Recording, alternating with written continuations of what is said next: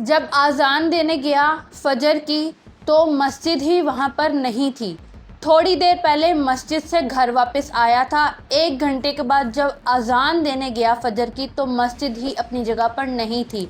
इस्लामाबाद से दिल को चीर देने वाली एक न्यूज़ आई थी जिसमें बताया गया था कि 50 मस्जिदों को शहीद करने का ऑर्डर दिया गया है, जिसमें से कल रात को बहुत क्विक सर्विस के तहत रातों रात मदनी मस्जिद को गिरा दिया गया है। नाउज़ुबिल्लाह मस्जिद को शहीद कर दिया गया। सिर्फ इतना ही नहीं कि शहीद कर दिया गया है, उसका मलबा भी रातों रात उठाकर साफ कर दिया गया है।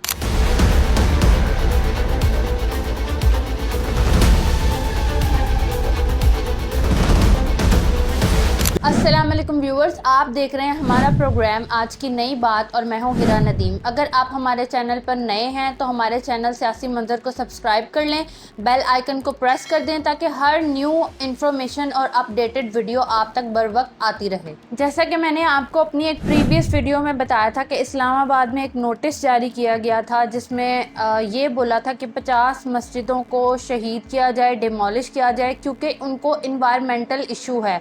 वो ग्रीन बेल्ट के रास्ते में आते हैं और इन्वायरमेंट का इशू है, इस्लामाबाद की खूबसूरती का इशू है, तो इस वजह से रिमूव की जाएं ये मस्जिदें। अब मैं आपको ये बता देती हूँ कि कल रात को पहले तो सिर्फ एक ऑर्डर जारी हुआ था, जहाँ तक हमें लग रहा था कि शायद ये लोग मुसलमान हैं, शायद इनमें गैरत है, इस तरह का कुछ करेंगे नहीं। ऑर्डर तो जारी किए लेकिन शायद इस ऑर्डर पे अमल ना हो, लेकिन रातों रात मदनी मस्जिद को गिरा दिया गया। किसी को पता भी नहीं लगा और वो मस्जिद गिर भी गई। अल्लाह माफ़ करे, नाउज़ुबिल्लाह, वो मस्जिद को शहीद भी कर दिया गया और उसके मलबे को भी रातों रात उठा के जगह एकदम क्लीन करके साफ़ करके वहाँ पे बड़े बड़े पौधे लगा दिए गए। और जब सुबह लोग वहाँ पे नमाज अदा करने आए, वहाँ का मौज़िम अजान देने आया, तो वो ये देखकर हैरान और दंग रह गया कि मस्जिद अपनी जगह पे है ही नहीं। वहाँ पे बड़े बड़े पौधे लगे हुए हैं जैसे कोई बाग का नज़ारा पेश कर रहे हों, और ये सारी सूरत हाल थी। पहले एक दफ़ा लाहौर से एक न्यूज़ आई थी कि रातों रात एक मस्जिद तामीर करके हैरान कर दिया था सबको।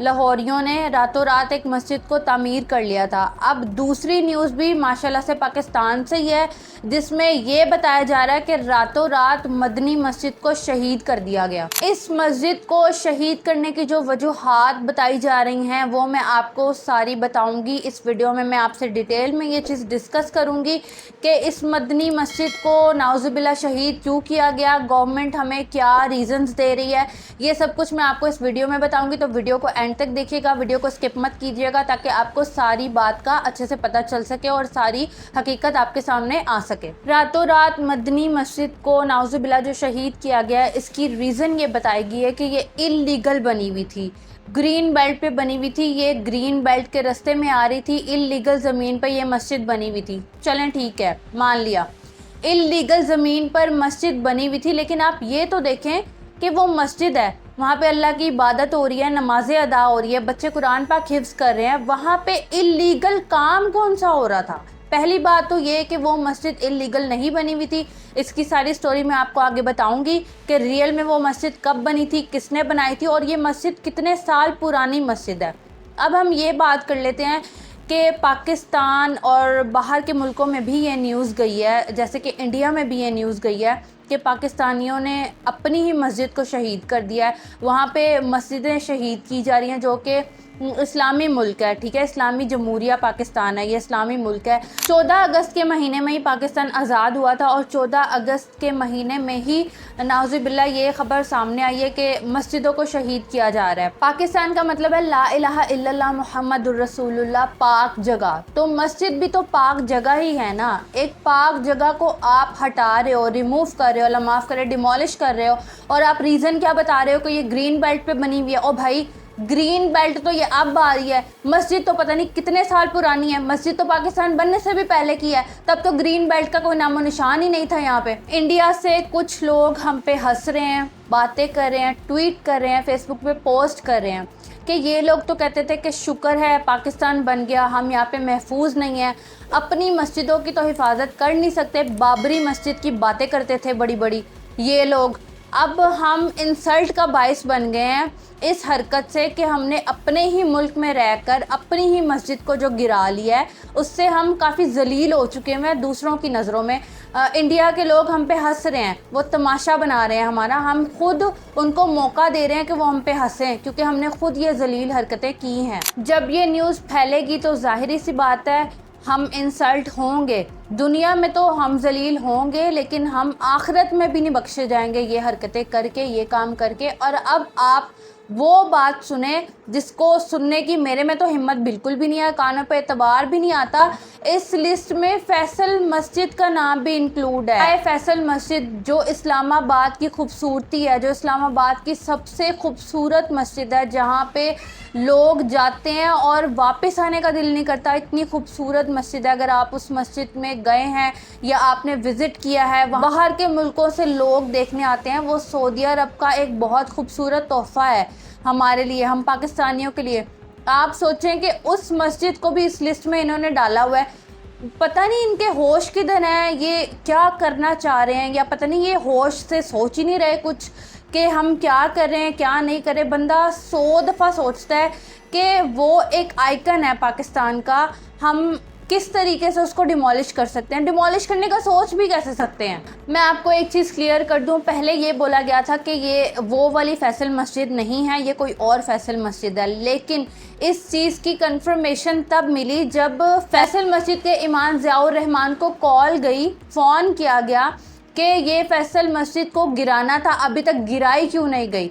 जब उनके इमाम को कॉल की गई तब ये बात कंफर्म हुई, क्लियर हुई कि ये वही फैसल मस्जिद है जो पाकिस्तान का आइकन है और जो सऊदी अरब की तरफ से हमें गिफ्ट है। अगर आप लोग फैसल मस्जिद नहीं गए या जो लोग फैसल मस्जिद जा चुके हैं वो इस बात को बखूबी जानते हैं कि ये कौन सी फैसल मस्जिद की बात हो रही है और वो किस कदर खूबसूरत मस्जिद है। अगर आप उस मस्जिद में जाते हैं, आप वहाँ पे 2 घंटे गुजारें, 3 घंटे गुजारें, 4, 5, 6, 7, 8, आपका वहाँ से बाहर निकलने को दिल नहीं करेगा। वो सिर्फ एक मस्जिद नहीं है, वहाँ पे जो आपको सुकून मिलता है, जो वहाँ का एक खूबसूरत नज़ारा है, इतनी खूबसूरत मस्जिद है कि मेरे पास अल्फाज नहीं है कि मैं आपको ये बता सकूं कि वहाँ पे किस कदर सुकून है, किस कदर खूबसूरती है, क्या इन्वायरमेंट है। माशाल्लाह आप वहाँ पे जाएं तो आपका दिल ना करे कि आप वहाँ से उठ के आएँ। तो ये बात इंसान सोच भी कैसे सकता है कि उस मस्जिद को वो डिमोलिश कर दें।